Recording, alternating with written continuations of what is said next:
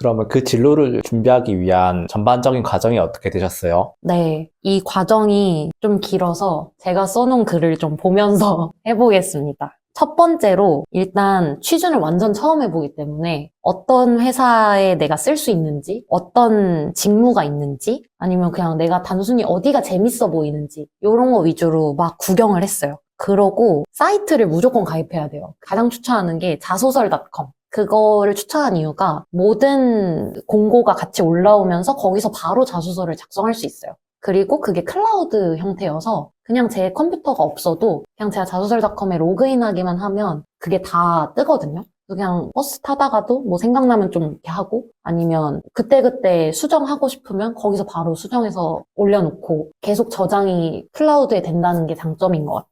그래서 자소설.com으로 했고 그 다음에 자소서 항목들을 이제 막 구경하면서 아, 이 회사에서는 이런 걸 물어보네? 비슷한 데가 많거든요? 그럼 그걸 왜 물어볼까? 이 직무는 이게 필요하니까 물어보나 보다. 아니면 이 회사에서는 이 사람의 이 모습을 보고 싶은가 보다 하는 걸 어렴풋이 파악을 해요. 그러면서 예전에는 채용 순서도 몰랐는데 서류, 인적성, 1차 면접, 2차 면접 이렇게 이루어져 있구나까지 이제 맛보기를 합니다. 그래서 여기가 맛보기 1단계고 그 다음 두 번째로는 이제 저를 정리해요. 저를 정리하는 게 내가 어떤 경험을 갖고 있는지 다들 학교 다니셨으면 수강 과목들이 다 있잖아요. 그러면 내가 이 직무랑 이 과목을 연결시킬 수 있는지 뭐 이런 걸 생각하지 말고 그냥 내가 기억에 남았던 것들을 다 쓰는 거예요. 일단은 직무랑 상관없이. 그래서 뭐 수강 과목이든 동아리 아니면 대외 활동, 인턴 경험, 뭐 해외 경험 아니면 아르바이트 다 써봤어요. 저는 아예 연도별로 썼거든요. 뭐 내가 2010 몇 년에는 뭐 했고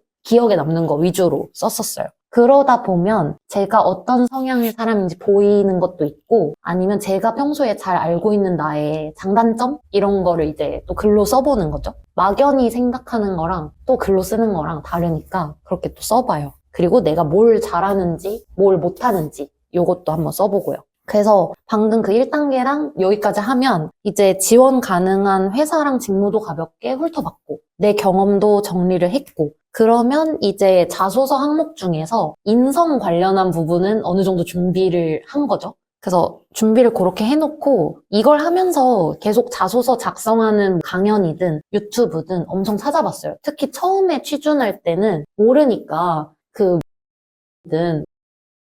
소위 유명한 관련하시는 분들이 있잖아요. 그래서 그걸 엄청 많이 봤는데 그분들 거 거의 다 봤거든요. 봤는데 이게 보다 보면 결국 내 색깔이 아니라 이 사람들이 하란 대로 다 똑같은 그 지원자가 될 것 같았어요. 이 영상을 본 사람들은 다 비슷하게 갈 수도 있겠다. 그래서 어느 순간부터는 안 봤어요. 그분들 거를. 그 다음에 이제 한 게 공부를 했어요. 산업이 어떤지, 그 산업 안에서 이 회사는 어떤 사업을 펼치고 있는지, 그리고 그 회사 안에서 내가 어떤 직무를 하는 건지 공부를 했어요. 특히 직무 같은 경우는 회사별로 직무 소개가 조금씩 다 다르게 나와 있어서 그 직무 소개를 한 번씩 다 봤고 그것도 막 이제 유튜브 찾아보면 뭐 MD 하는 일, 재무 하는 일, HR 하는 일 막 이런 거 많잖아요. 그래서 그런 유튜브 찾아보고 현직자 인터뷰 막 받고 그리고 회사 같은 경우는 공시된 회사는 다트 들어가면 다 나와 있잖아요. 다트 보면서 아, 이 회사 어떻게 하는지 다 보고 그리고 구글에 그 회사 이름 치고 그 필터 껴가지고 최근 5년치 기사 좀 봤어요. 5년치라고 해도 별로 안 많은 게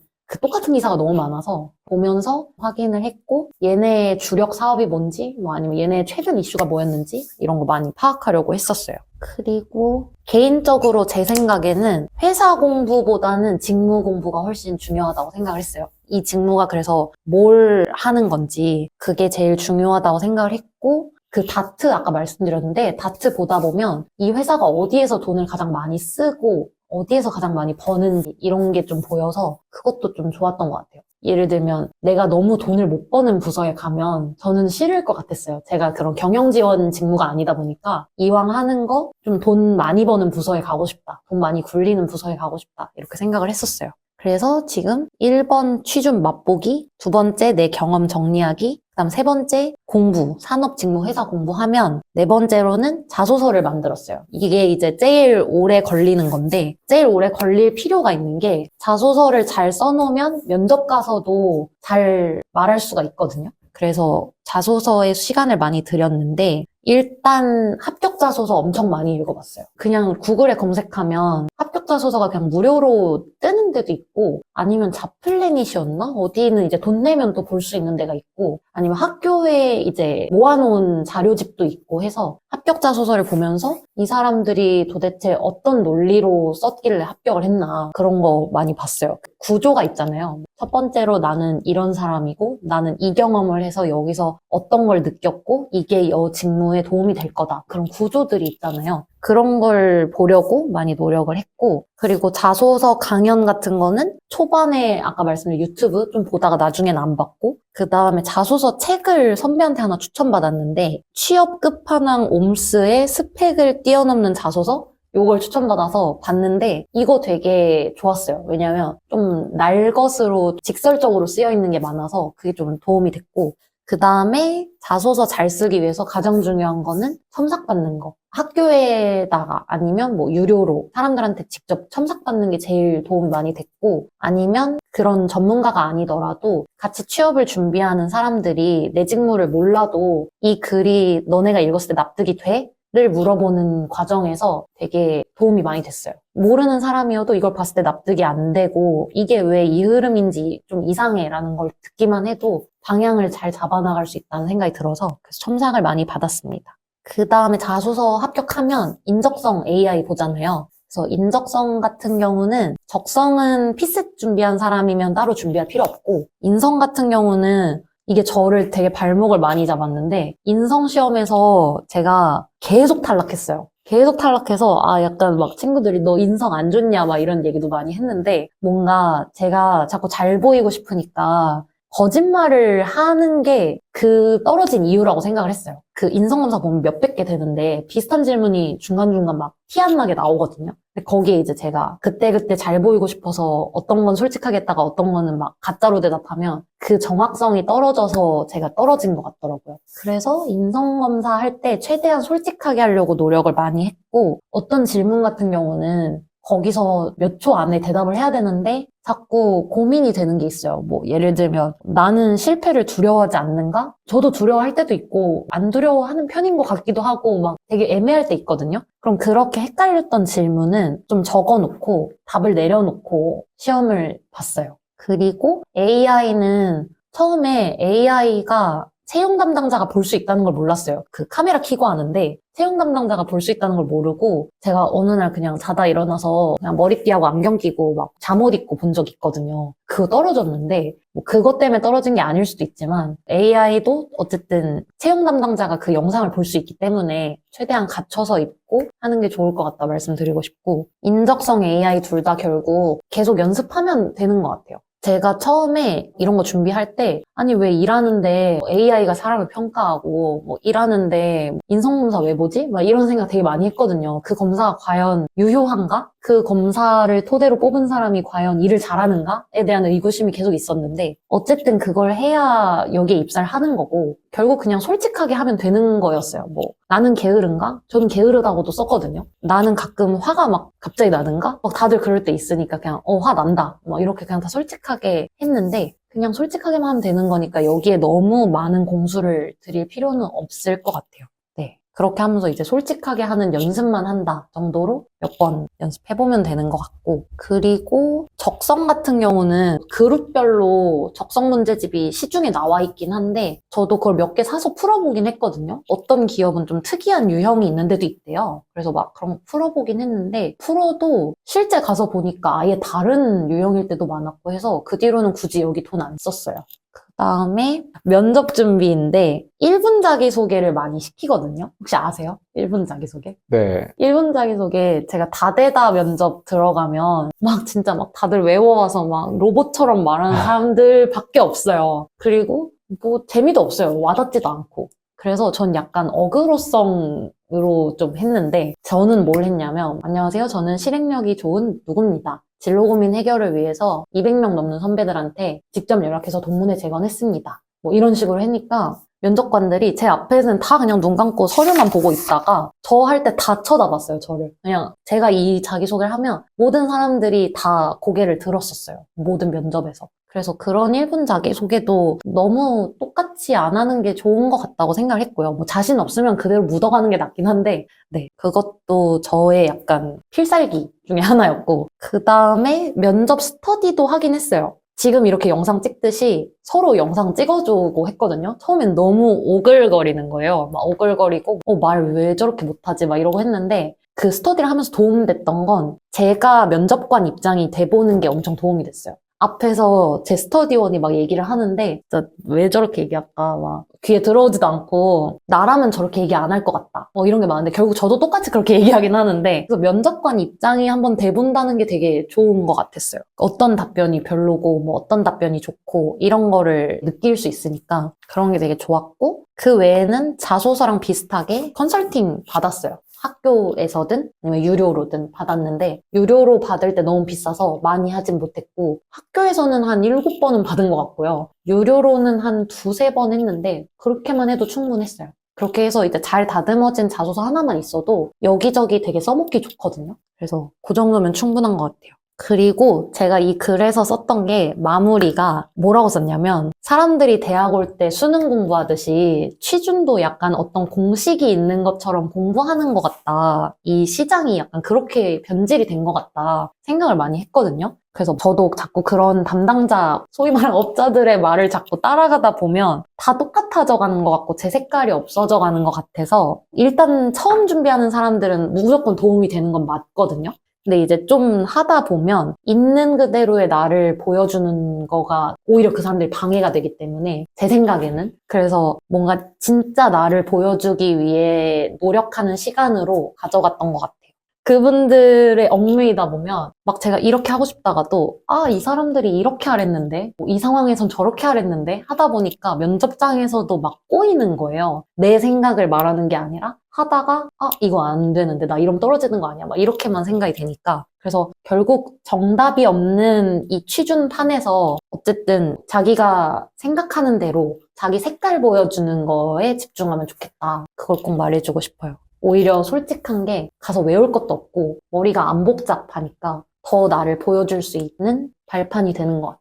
자기 색깔을 보여준다고 하셨는데 네. 자기 색깔을 보여주는 방법은 어떻게 되나요? 저는 그 마음가짐이 되게 컸어요. 내가 이 회사에 꼭 붙고 싶어서 잘 보이고 싶어서 뭔가 뽑힐 것처럼 말하게 되거든요. 근데 그걸 최대한 안 하려고 하고 그냥 그 사람이 물어본 게 너가 이 직무에 맞아 안 맞아를 판단하려고 물어보는 것도 있는데 그렇지 않은 것도 있어요. 그냥 진짜 이 사람이 궁금해서 물어보는 것도 있어서 그냥 진짜 대화한다는 생각으로 가면 그게 자기 색깔이 드러나는 것 같아요. 왜냐면 다대다 면접할 때 그냥 질문한 건데 저는 뭐 이랬고요. 그래서 이 직무를 잘할 수 있습니다로 자꾸 가시는 분들이 많더라고요. 그렇게 할 필요 없는 것 같아요.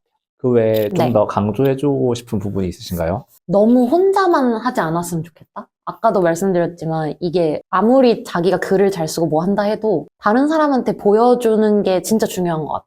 이 직무를 모르는 사람이더라도 이거 읽었을 때 납득되냐 안 되냐 이거를 듣는 것만으로도 엄청 도움이 되는 것 같아서 꼭 혼자 하지 말고 도움을 요청하는 거를 추천드리고 싶어요. 취업 이후의 생활은 좀 어떠셨어요? 일단 제가 처음 시작으로는 채용형 인턴으로 시작을 하고 거기서 인턴 전환에 실패를 했고 그리고 스타트업에 취업을 했는데 알고 보니까 이 스타트업의 이사님 그리고 지금 또 오신 팀장님이 다 그 회사 출신이셨어요. 그래서 뭔가 이게 되게 이어지는 곳으로 잘 왔다. 그 연관성 있는 곳으로. 그래서 지금 취업하고 아까 말씀드린 그 직무를 수행을 하고 있는데 그게 사실 완전 영업직이라서 처음에는 제가 말하는 걸 두려워하지 않는데도 주눅들 때가 많았어요. 근데 지금은 한 1년 반 돼가다 보니까 하나도 뭔가 안 창피하고 예전에 먼저 그냥 생으로 찾아와서 말 걸고 이런 게 되게 창피했는데 이제 그런 거 하나도 없고 뭔가 야생에서 되게 실력을 쌓아가는 느낌이에요. 취업 이후에 지금의 생활은. 뭔가 제가 대기업에서 있으면서 계속 일을 했으면 어찌됐든 약간 제도권 안에서 계속 생활을 하는 느낌이었는데 스타트업 씬에 나오다 보니까 제가 평소에 경험할 수 없던 많은 일들이 있었어요.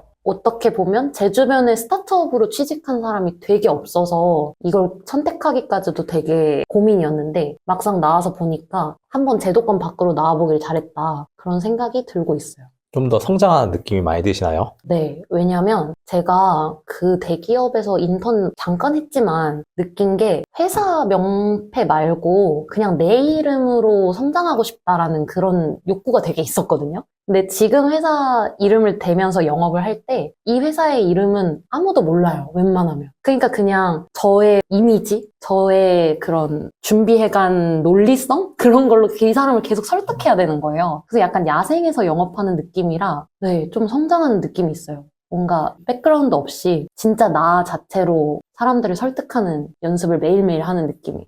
그런 것들을 되돌아봤을 때 사회 초년생들에게 해주고 싶은 어떤 조언이 있으신가요? 사실 이 대기업과 스타트업을 고민하는 사람들이 좀 있긴 있을 것 같은데 만약에 본인이 주변 이미지가 되게 중요하고 나는 좋은 기업에 다니는 사람이고 싶고 이러면 무조건 대기업 가야 되고요. 왜냐면 여기서 되게 그 야생에서 무시와 괄시를 많이 받거든요. 그렇기 때문에 그런 게 중요하면 무조건 대기업 가야 되는데 어차피 내 힘으로 언젠가는 살아나가야 되잖아요. 대기업을 다니더라도 나와서 뭐 치킨집 할 수도 없고 갑자기 하는 사람이 있지만요. 아무튼 그래서 뭔가 내 힘으로 빨리 이 세상에서 뒹굴어보고 싶다 하는 사람들은 이렇게 한번 나와보는 것도 괜찮다고 생각이 들어요. 그러면 그 외에 현재 하고 있는 일의 장점과 단점이 어떻게 되세요? 이 일의 장점은 제가 주도권이 되게 많아요. 어쨌든 영업을 할 때 제가 고객한테 직접 연락해서 고객을 설득해서 계약시키는 것까지 다 제가 주도하고 있기 때문에 제가 신입임에도 불구하고 뭔가 할 수 있는 영역이 되게 넓어요. 그게 되게 장점이고 단점은 어쨌든 일을 하다가 이제 마무리 계약 협의 단계에서는 제가 중개의 역할이기 때문에 제가 컨트롤할 수 없는 부분들이 있어서 조금 거기서는 약간의 무력함을 느낄 때도 있어요. 그럼 앞으로 계획이나 꿈이 있으세요? 일단 계속 돈이 흐르는 길목 앞에 있고 싶다는 생각은 해요.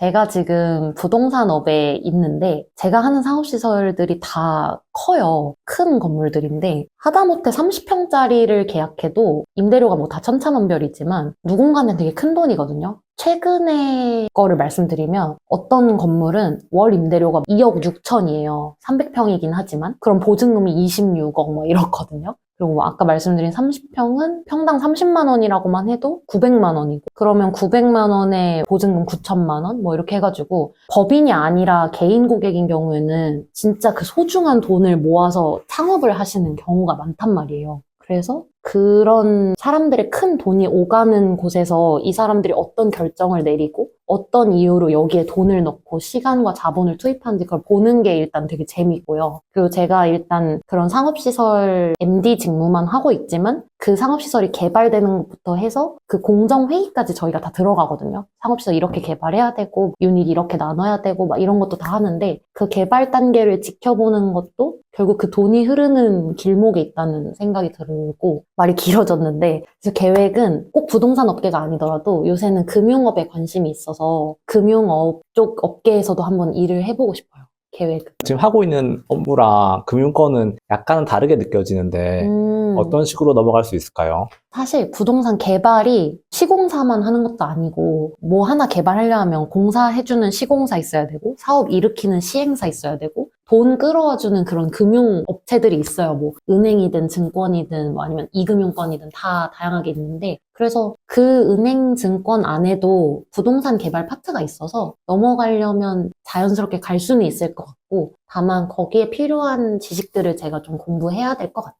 그럼 시험을 그만둘지 고민하시는 분들에게 한 말씀 부탁드립니다. 일단 진입할 때 마지노선을 정하는 게 제일 좋은 것 같고요. 만약에 정하지 않았는데 지금 그만둘까 말까 고민하면서 이 영상을 보고 있다면 그만두는 게 그리 큰일이 아니니까 너무 겁먹지는 않았으면 좋겠다고 일단 말을 하고 싶어요. 왜냐면 나와 보니까 세상에 너무나 많은 길이 있는 거예요. 그래서 너무 어렵게는 생각하지 않으면 좋겠다? 이 말을 하고 싶어요. 그럼 시험을 그만두고 다음 진로를 준비하는 분들에게 한 말씀 부탁드립니다.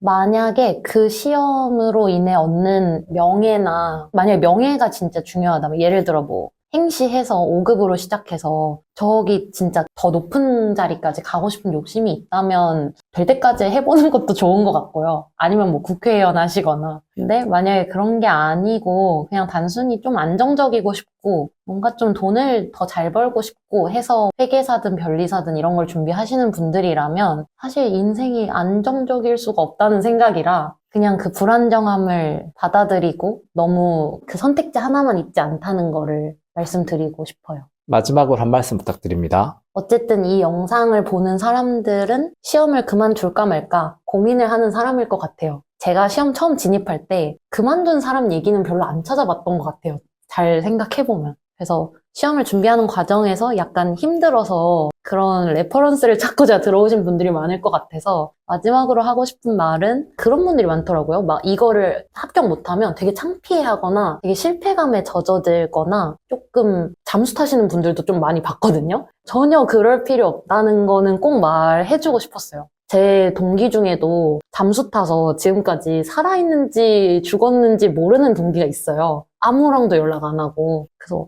그럴 필요가 전혀 없고, 이거 실패했다고 뭐 인생 실패한 것도 아니고, 그냥 뭐 열심히 노력했다가 그만둔 건데, 네, 그래서 그냥 이거에 너무 실패감에 젖어들지 않았으면 좋겠다 생각합니다.